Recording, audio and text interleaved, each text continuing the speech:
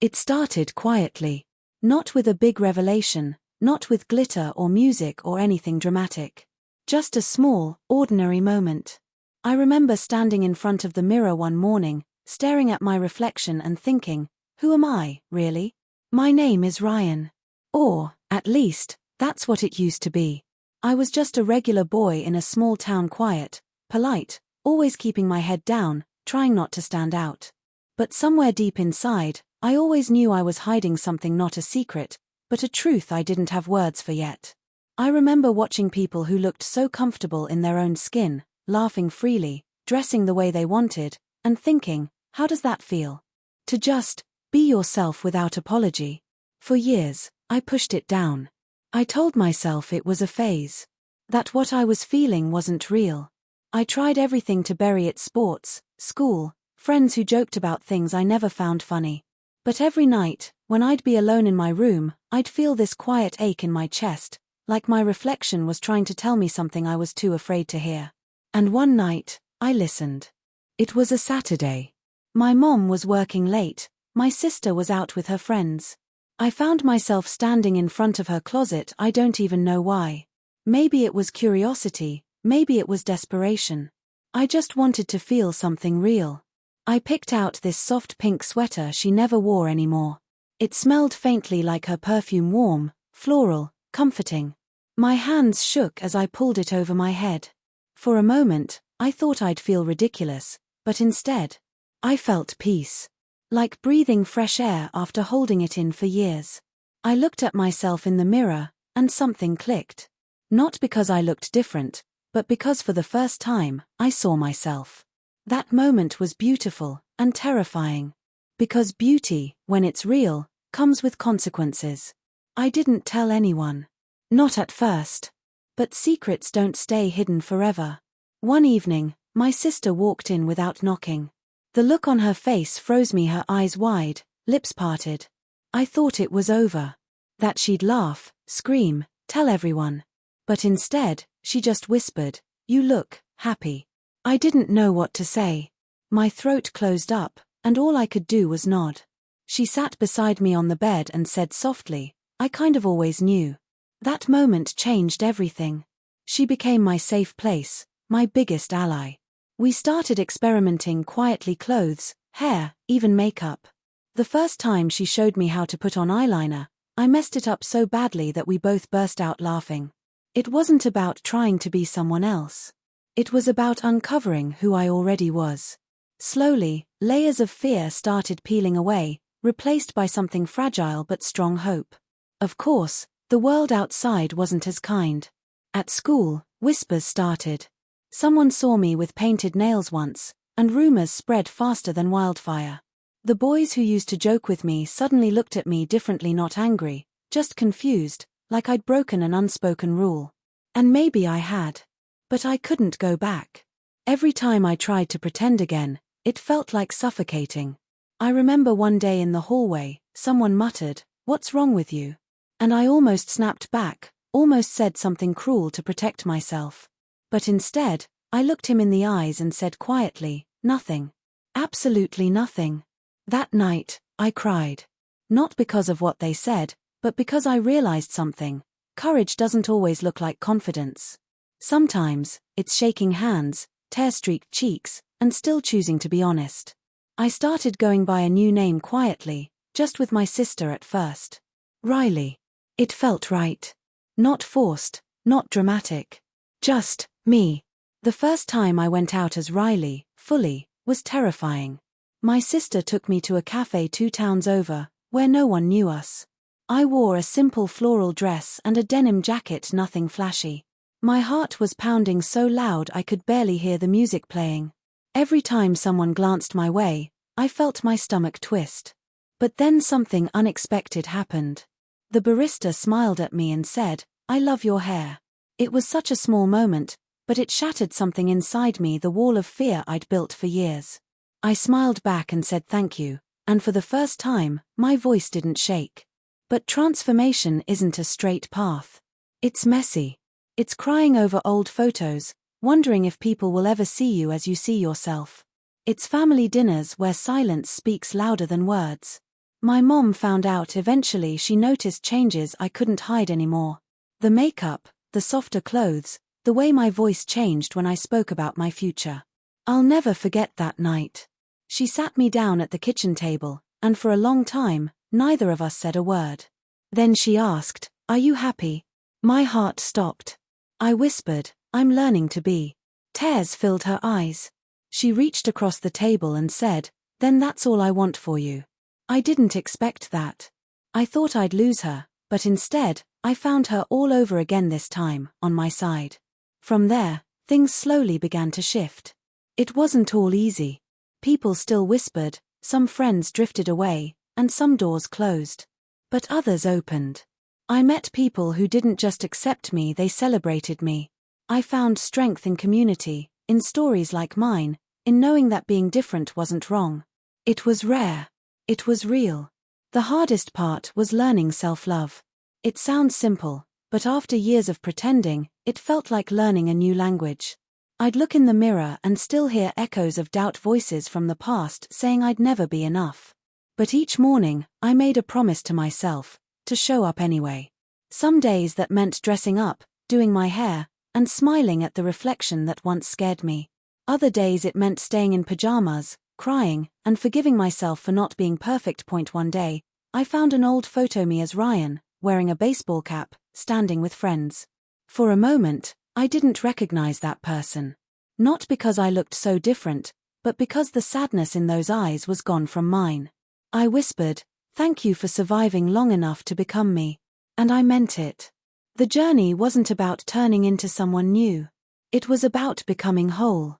I learned that beauty isn't makeup or clothes or hair. It's truth.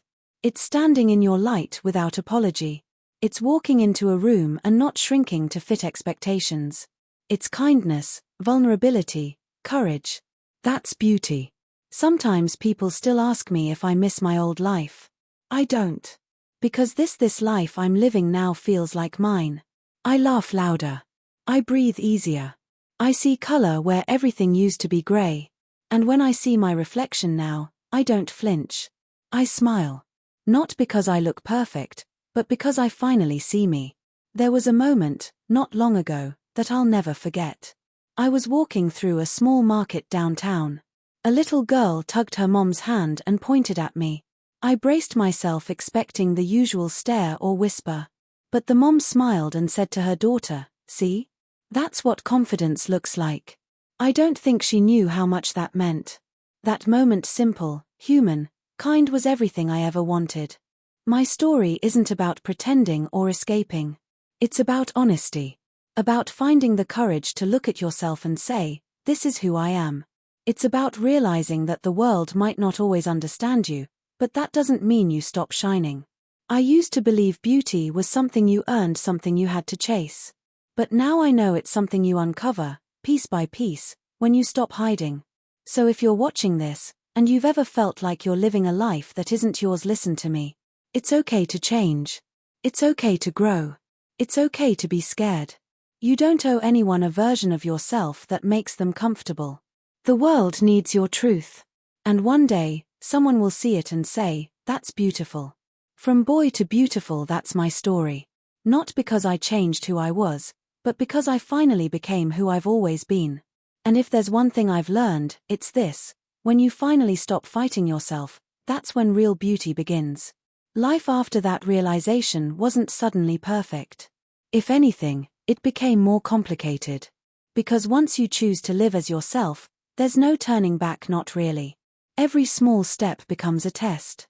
Every glance, every whisper, every question feels amplified. But I was done hiding. I had already spent too many years watching life happen from behind glass. Now, I wanted to live it fully, honestly, beautifully. The first real test came with graduation. Until then, most of my transformation had been quiet, something between me, my sister, and my mom. But graduation was public. Cameras, classmates, the whole town.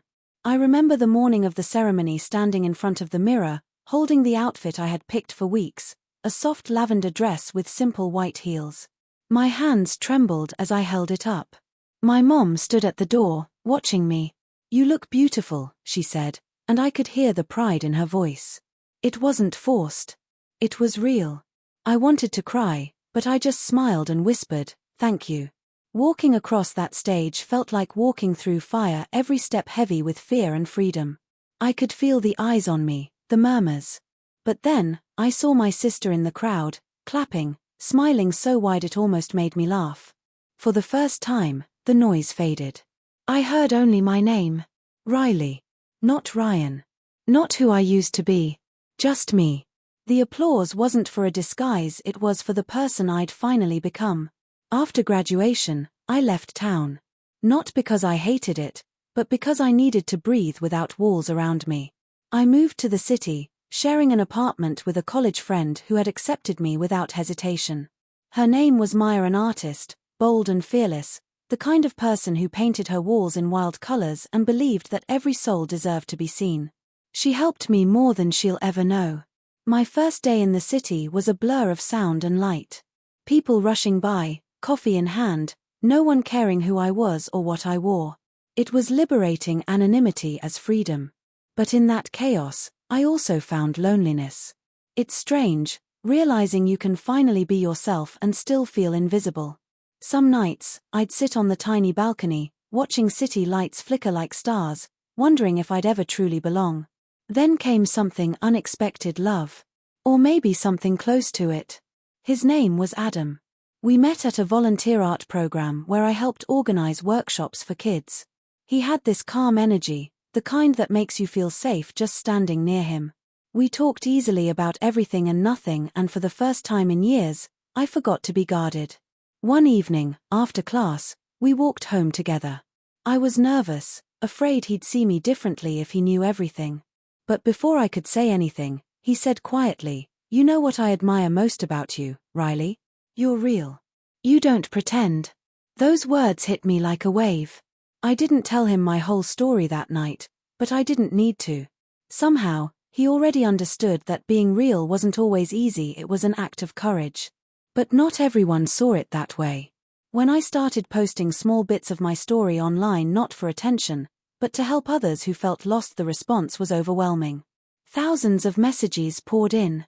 Some were beautiful people saying they finally had the courage to look in the mirror. Others were cruel. "You'll never be real. You're confused. You're an embarrassment." Those words hurt, of course they did. But after a while, I realized something powerful: hate only sticks when there's still doubt inside you. Once you know who you are, their words just fall flat. Still, there were days the comments got under my skin.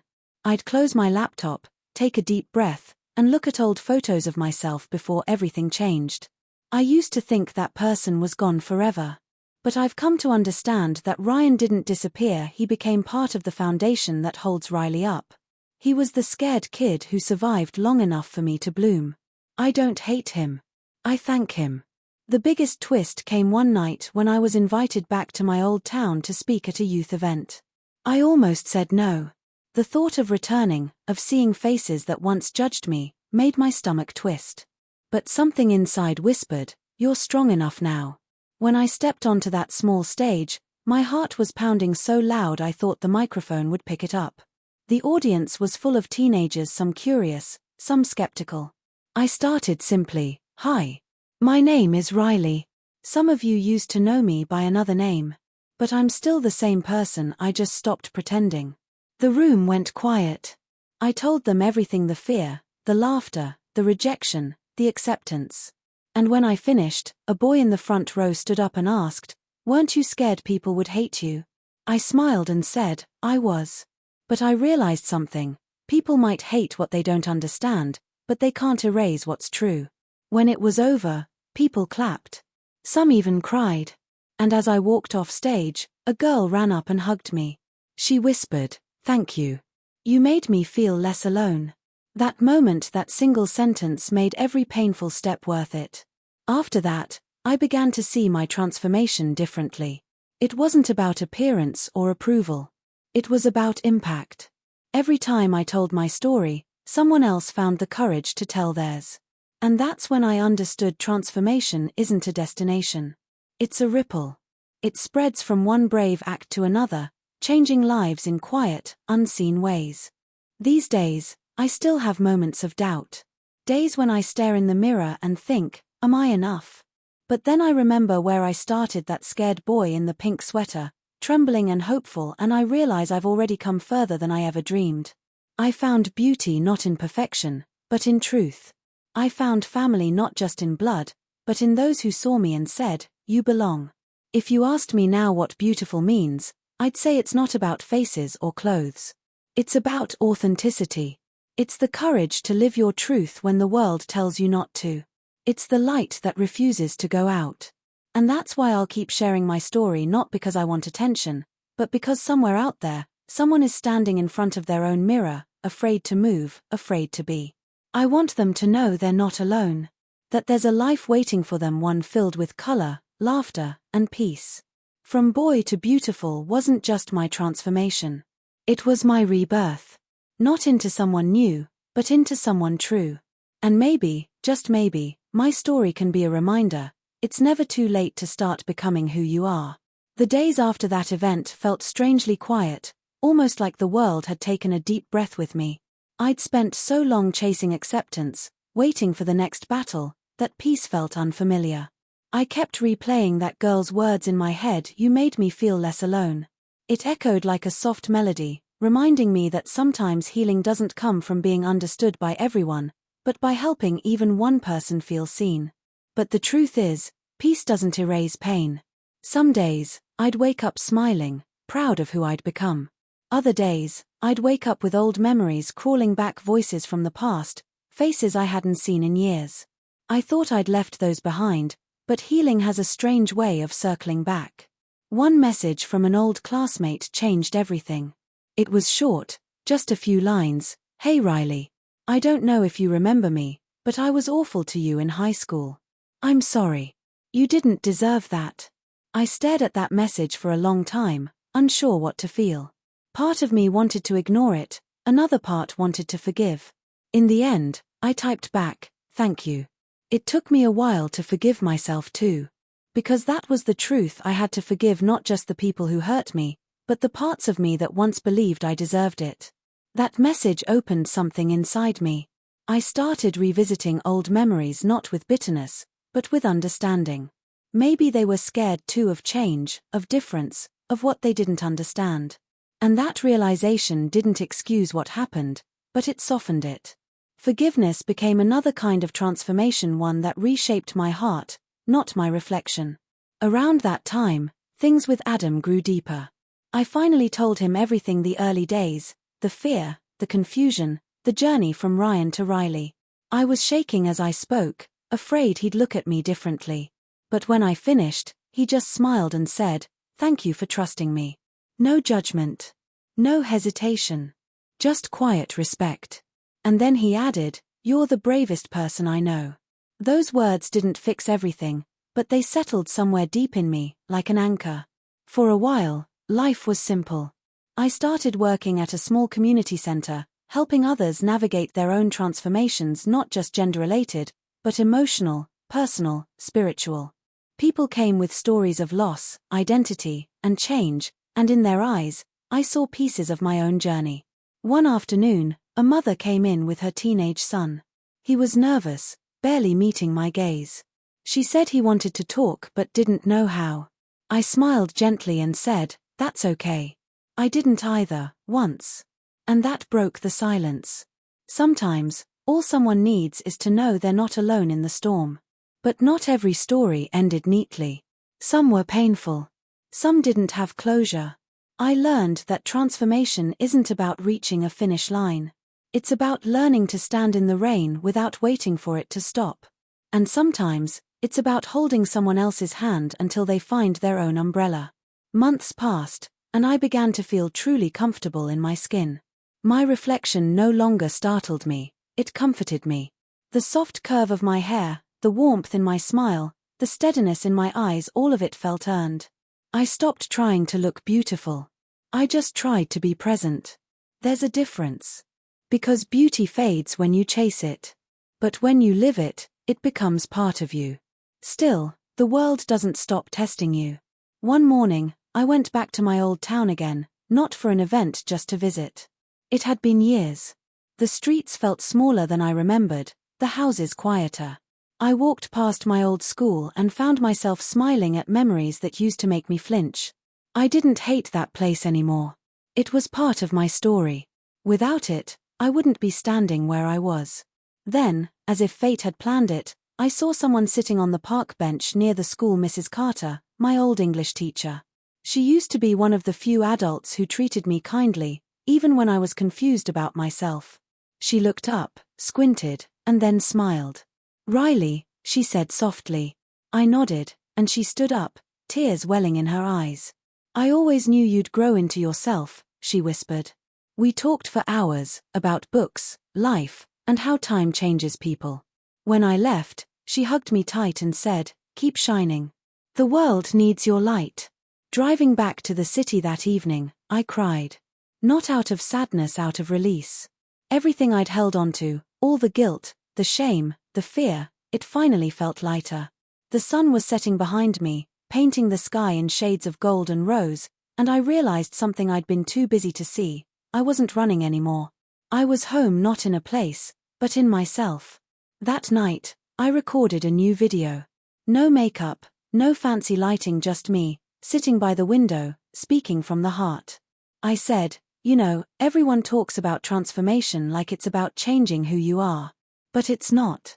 It's about remembering who you've always been before the world told you otherwise." I shared stories of kindness from strangers, forgiveness from old friends, and love that grew from honesty. I told them how beauty isn't a finish line you cross. It's the quiet peace that comes when you stop fighting yourself. The video went viral overnight. Not because it was polished, but because it was raw. People from around the world wrote messages, some saying my words gave them courage, others saying they cried because they finally saw themselves reflected in my story. One comment stood out: "I'm still scared, but for the first time, I think I can try." That's when I knew my transformation wasn't just mine anymore. It had become a bridge. The journey taught me that we all have a mirror moment, a point where we decide whether to keep hiding or to face ourselves fully. And when you finally do, when you embrace the reflection staring back, you don't just change your life, you change others, too. If you asked me today who I am, I'd say I'm still learning, still growing, still discovering layers of myself. But I'm not afraid anymore. I don't whisper my name, I say it proudly. Riley. It feels like freedom every time. And maybe that's the real ending, not the applause, not the acceptance, not even the love story. The real ending is peace. The quiet kind that comes after years of chaos. The kind that says, "You made it. You're home." From boy to beautiful, it was never about appearance. It was about courage, truth, and love. And if my story has taught me anything, it's this: sometimes the most beautiful transformation begins when you finally stop trying to change and simply start being who you are. Years have passed since that night, the night I sat by the window and told the world my truth. Sometimes, it still feels unreal, how far I've come from that scared kid hiding in a bedroom, terrified of being seen. Life has softened in ways I never expected. The world still has its harsh corners, but I've learned how to move through them, not by hiding, not by fighting, but by shining quietly, consistently, in my own way. I live a simple life now. Mornings start with coffee and sunlight pouring through white curtains. There's a plant on the windowsill I keep forgetting to water, but somehow it always survives. Maybe because it's stubborn, maybe because it wants to live. I can relate to that. I work at the community center full-time now, helping young people who feel lost like I once did. Some of them come in shaking, afraid to speak, afraid to even breathe their truth aloud. And every time, I tell them the same thing: you're allowed to exist exactly as you are. I see the same disbelief in their eyes that I once saw in my own reflection. But slowly, they start to believe me. That's how healing works, one heartbeat at a time. Sometimes, I catch my reflection in shop windows or quiet mirrors and pause. Not out of vanity, but gratitude. My face has changed, sure, softer lines, longer hair, but it's the calm in my eyes that surprises me most. There was a time when those eyes looked haunted, like they were carrying a secret too heavy to hold. Now they look free. Not perfect, not without scars, but free. I still visit home once in a while. My mom has gotten older, her hair streaked with silver, but her hugs still feel the same. She calls me Riley now without even thinking. That used to make me cry every time, but now it just makes me smile. My sister's married, with a baby girl who looks at me with that wide-eyed curiosity only children have. She doesn't know my past, not yet. To her, I'm just Aunt Riley, the one who paints her nails pink and tells her stories about being brave. Maybe that's all she needs to know for now. A few months ago, I went through an old box I'd kept tucked away in my closet: photos, letters, pieces of the person I used to be. I thought it would hurt, but it didn't. I picked up one picture, me as Ryan, maybe 13 years old, awkward smile, eyes half hidden under a baseball cap. I stared at it for a long time, and then whispered, "You did it." It felt like closing a circle. I no longer saw that version of me as someone I needed to erase. He was the beginning of the story, the reason I had the strength to write the rest. Sometimes people online still ask me what it feels like to live openly, to have the world know. And honestly, it feels quiet. Peaceful. Not the constant rush of attention or fear I once expected. Just quiet confidence. The kind that doesn't need to prove anything anymore. There are still moments when life reminds me how far the world has yet to go. A stranger's stare that lingers too long, a cruel comment under a post, a question asked without kindness. But I don't flinch anymore. I've learned that courage isn't loud, it's steady. It's the ability to stand in your truth and not shrink, even when the world still hasn't caught up. Every once in a while, I get letters from people who say my story changed them, helped them talk to their parents, helped them stop hiding, helped them believe they could belong. I keep those letters in a box by my desk. When I have hard days, I open it and read them, and I'm reminded why I started sharing in the first place. Because every time one person chooses truth over fear, the world becomes a little kinder. And as for Adam, we're still together. Quietly, happily. We don't make a big deal of it, we don't post everything online. Love doesn't need to be a performance. It's in the small things: morning coffee, laughter over burnt toast, hands brushing together while crossing the street.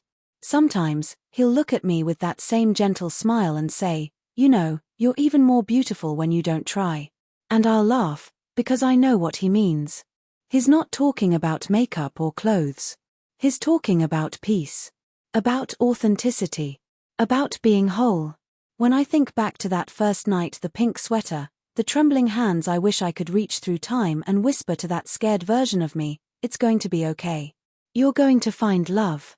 You're going to find home. And one day, you'll look in the mirror and smile without fear." Because that's what happened. Slowly. Imperfectly. But truly. I used to believe transformation meant becoming unrecognizable. Now I know it means becoming undeniable. The world will try to label you, define you, question you, but they can never erase what's real. And what's real is this: we all deserve to be seen, to be loved, to be free. If you've made it this far, maybe you see a bit of yourself in my story. Maybe you're still in that in-between space, scared to take the first step. If so, listen closely. You don't have to have it all figured out. Just start with honesty. The rest will follow. From boy to beautiful wasn't just a change in how I looked, it was a journey back to my own heart. And if there's anything I've learned after all this time, it's that beauty isn't about perfection. It's about truth. It's about standing in front of the mirror, smiling softly, and saying, "I made it. And you will too."